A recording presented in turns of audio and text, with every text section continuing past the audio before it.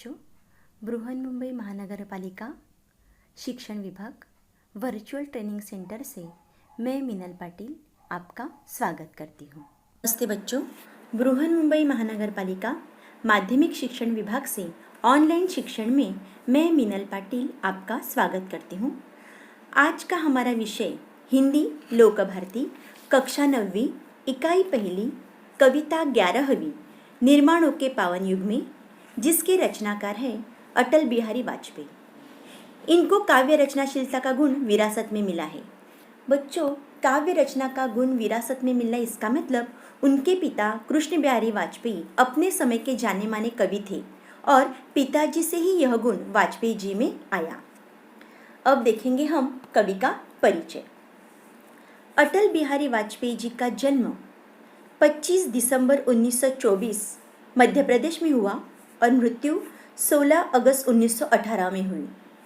वाजपेयी जी भारत के पूर्व प्रधानमंत्री होने के साथ साथ कवि, पत्रकार एवं प्रखर वक्ता भी थे। उनकी रचनाओं में राष्ट्र प्रेम परिपूर्ण दिखाई देता है।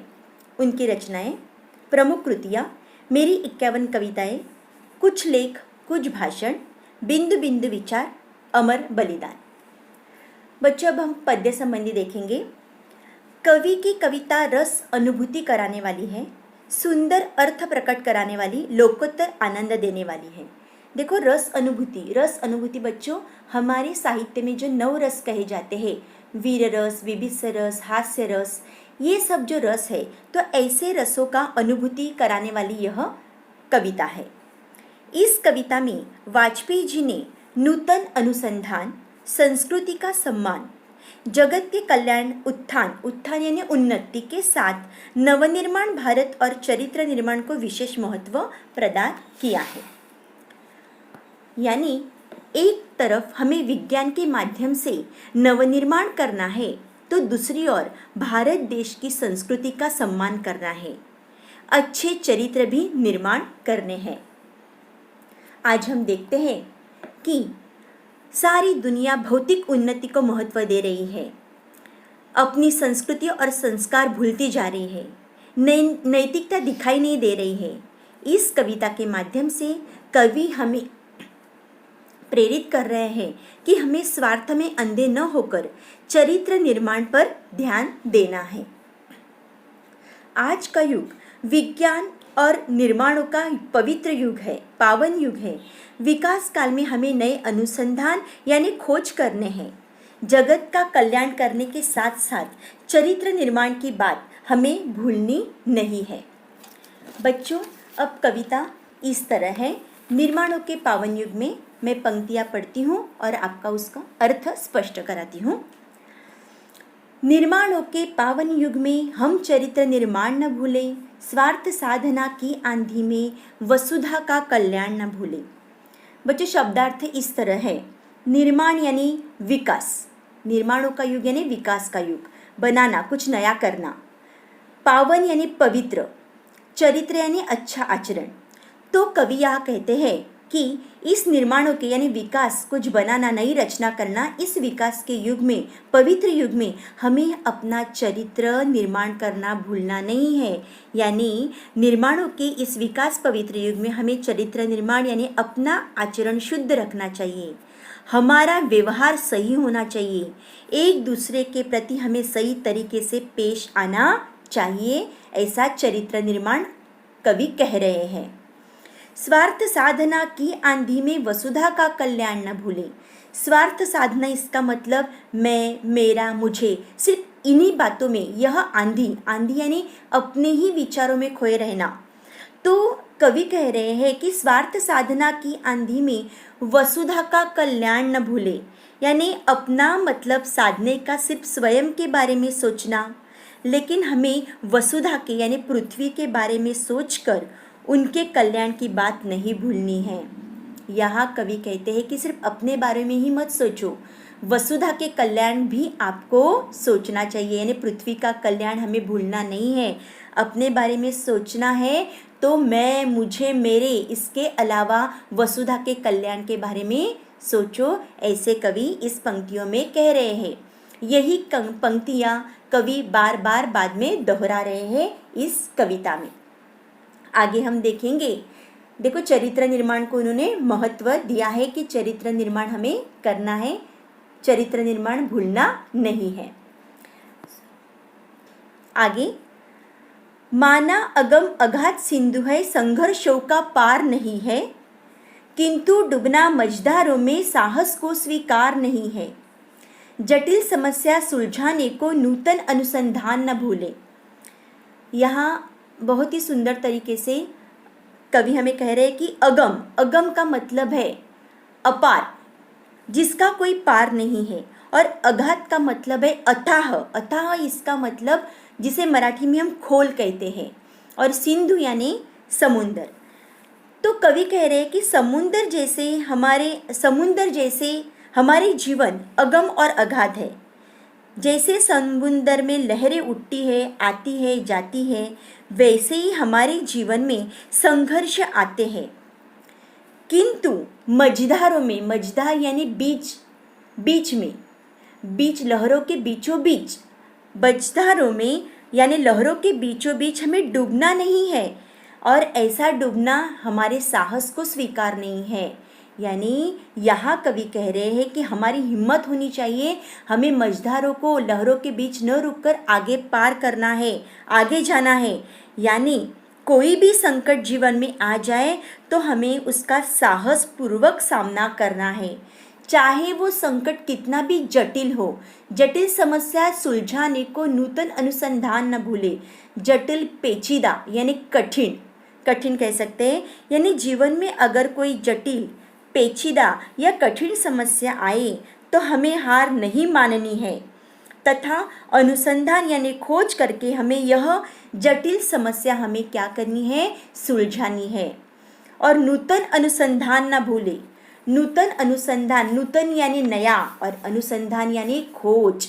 हमें नूतन अनुसंधान नहीं भूलना है, हमें जांच करनी है, नई खोज करनी है, चाहे कितनी भी जटिल समस्या हमारे सामने आ जाए। यह कवि यहाँ कह रहे हैं। आगे फिर से कवि हमें कहते हैं, निर्माणों के पावन युग में हम चरित्र निर्माण न भूलें, स्वार्थ साधना की आंधी में वसुधा का कल्याण न भूलें। हमें फिर से वो कह रहे हैं कि हमें स्वार्थ साधना की आंधी में, यानी अपने बारे में सिर्फ नहीं सोचना है, मैं, मुझे, मेरा, इसी आंधी में हमें नहीं रहना है, तो हमें वसुधा के कल्याण के बारे में भी सोचना है।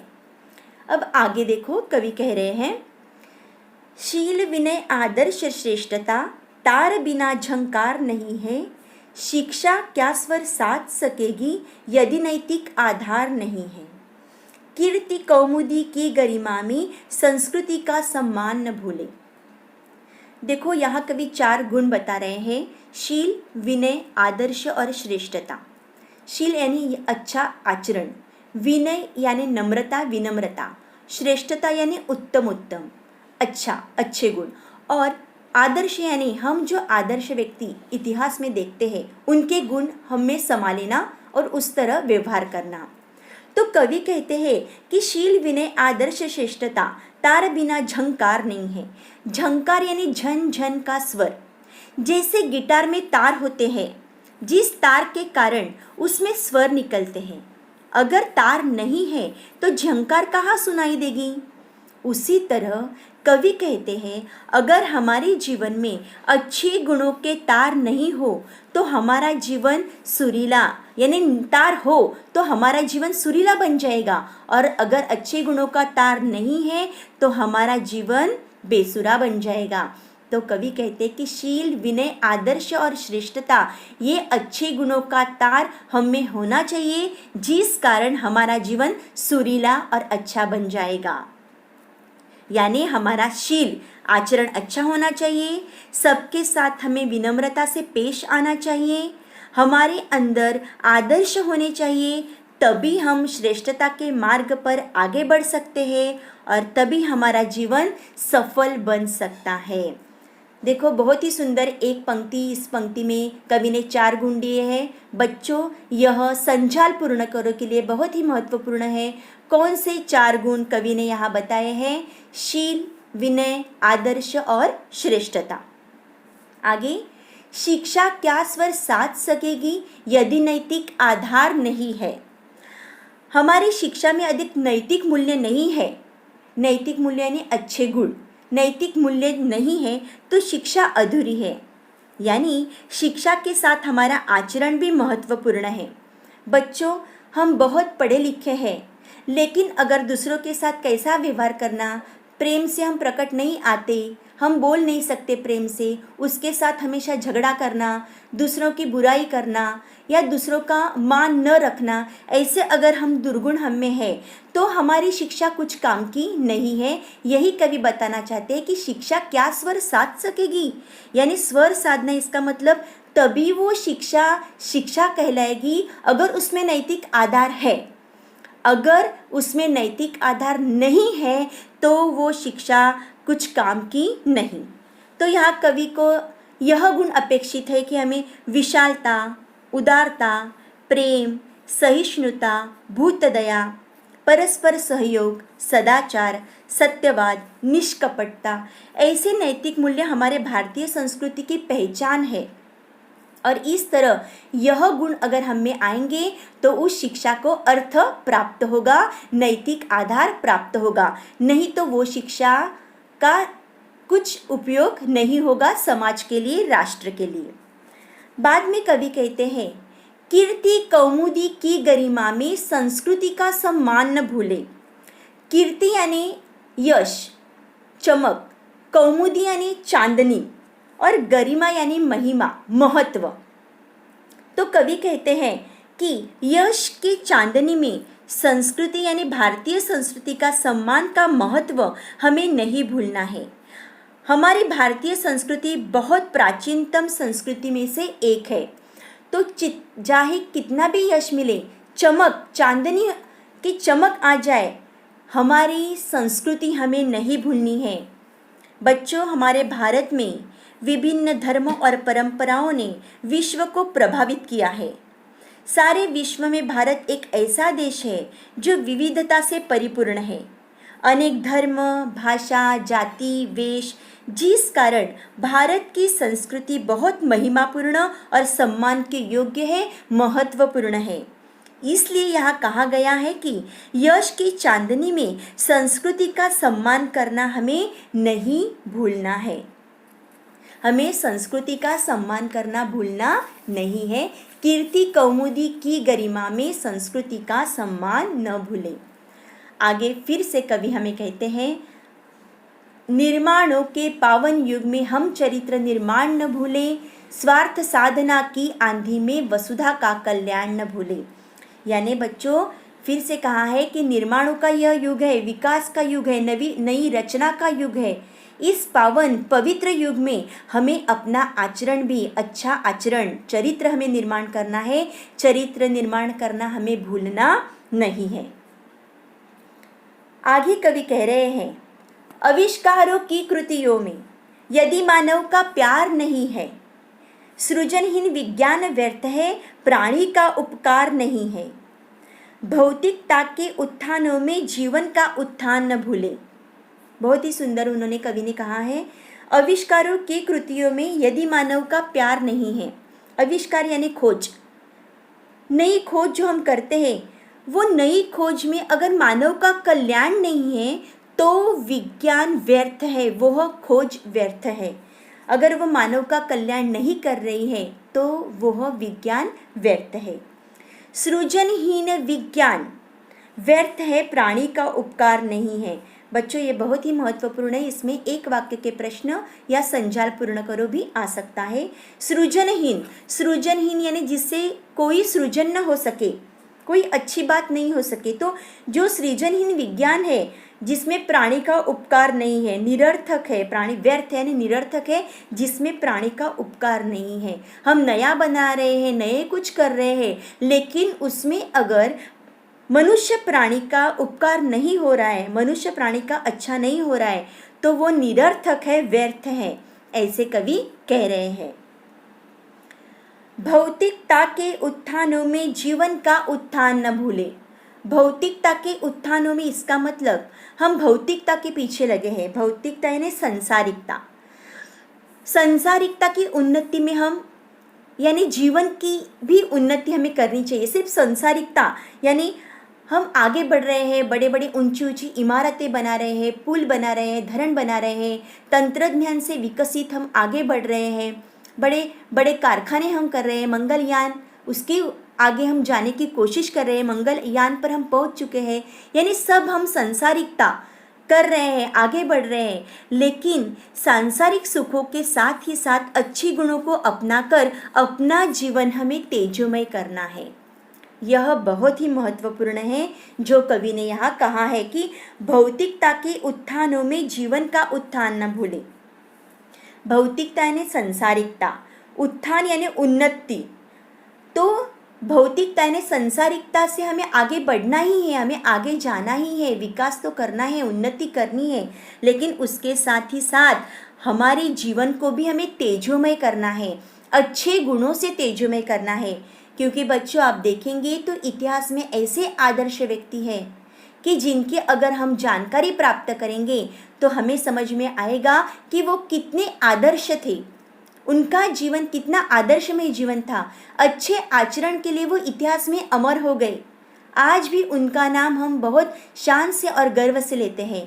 तो यही कवि को यह अपेक्षित है कि अपने जीवन का उत्थान करो, अपने जीवन की भी उन्नति करो। हमारे दुर्गुण को हमें दूर करना है और अच्छे गुणों का हमें विकास करना है। अंत में कवि फिर से हमें कहते हैं कि निर्माणों के पावन युग में हम चरित्र निर्माण न भूले, स्वार्थ साधना की आंधी में वसुधा का कल्याण न भूले। यानी निर्माणों के इस विकास युग में, यानी निर्माणों के यानी विकास, रचना, नई रचना के युग में, पावन युग में हमें अपना चरित्र अच्छा रखना है, आचरण अच्छा रखना है। हमें सिर्फ स्वार्थ साधना नहीं है, खुद के बारे में ही नहीं सोचना, मैं, मेरा, मुझे इतना ही नहीं सोचना, उसके आगे वसुधा के कल्याण के बारे में भी सोचना है।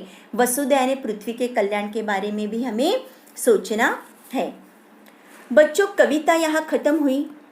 हम स्वाध्याय देखने से पहले यह कविता मैं अच्छी तरह पढ़ती हूँ, आप ध्यान से सुनेंगे। निर्माणों के पावन युग में रचनाकार है अटल बिहारी वाजपेयी।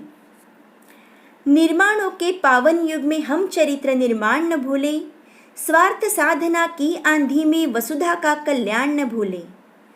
माना अगम अगाध सिंधु है, संघर्षों का पार नहीं है, किंतु डूबना मझधारों में साहस को स्वीकार नहीं है।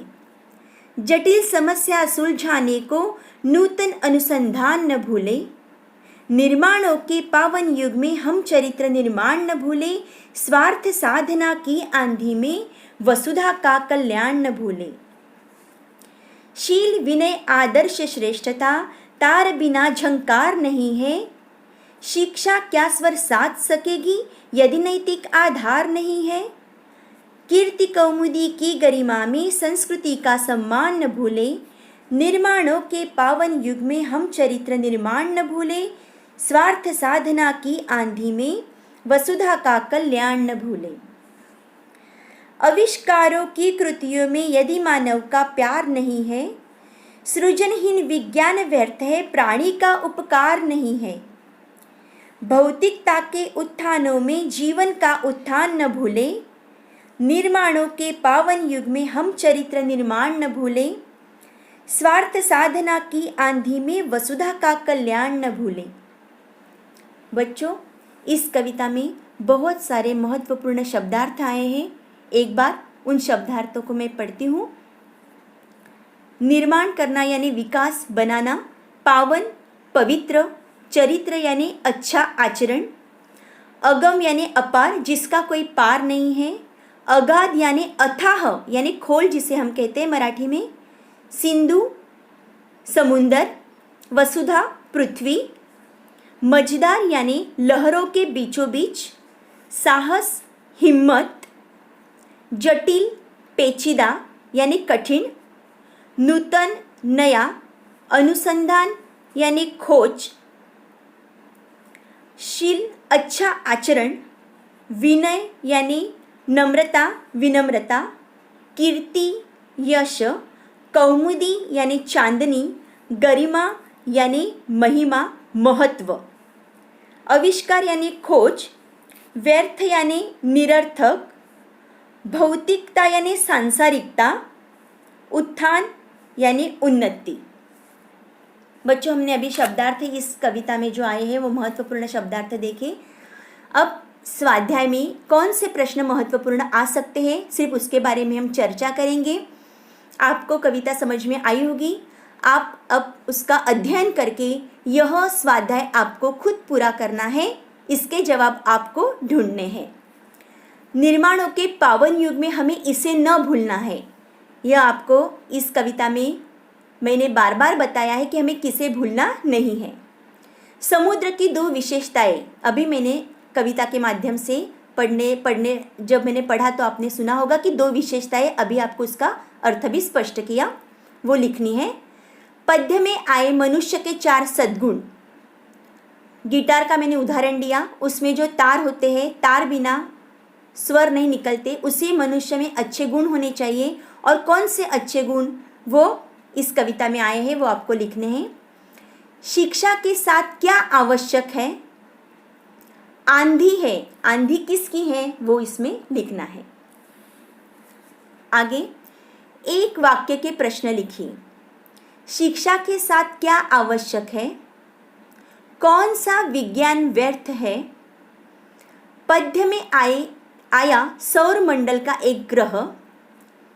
निर्माण के युग को कहा गया है। अनुसंधान का मतलब। यह आप एक एक वाक्य में इसके जवाब लिखेंगे, इसलिए आपको कविता जो है एक बार ध्यान से पढ़नी होगी। यह छोटे छोटे प्रश्न आपको कविता 1-2 बार पढ़ने पर अच्छे तरह प्राप्त हो सकते हैं। आगे हम देखेंगे स्वमत अभिव्यक्ति। बच्चों, स्वमत अभिव्यक्ति जो है वो एग्जाम में 2 अंक के लिए पूछी जाती है। इस स्वमत अभिव्यक्ति में आपको अपने खुद के विचार लिखने आवश्यक है। आज के युग में विश्व शांति की आवश्यकता के बारे में अपने विचार लिखिए। बच्चों, आज हम देख रहे हैं कि हमारे पृथ्वी पर कैसी अशांति मची हुई है, कौन कौन से संकट हमारे पूरे विश्व में आ रहे हैं। तो इस विश्व शांति के लिए क्या होना आवश्यक है, क्या करना चाहिए, मनुष्य के नाते हमारा क्या कर्तव्य है, यह आपको यहाँ अपने विचार इसमें लिखने हैं। आगे चरित्र निर्माण की आवश्यकता, इस बारे में अपने विचार लिखिए।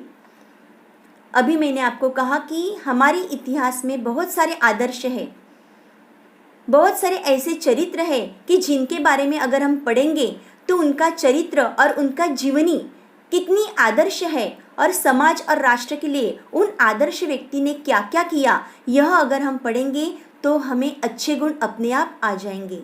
ऐसे अच्छे व्यक्ति की चरित्र हमें हमेशा पढ़नी चाहिए। तो वो क्यों आवश्यक है? उस चरित्र के माध्यम से हम किस तरह राष्ट्र, समाज और अपने कुटुंब के लिए, किस तरह परिवार के लिए हम पूरे हो सकते हैं, चरित्र निर्माण की आवश्यकता क्यों है, इस बारे में आपको लिखना है। बच्चों, अटल बिहारी वाजपेयी जी ने इस कविता के माध्यम से बहुत ही सुंदर तरीके से हमें नूतन अनुसंधान, संस्कृति का सम्मान, जगत का कल्याण, उत्थान के साथ चरित्र निर्माण को किस तरह महत्व देना चाहिए, यह हमें बताने की कोशिश की है।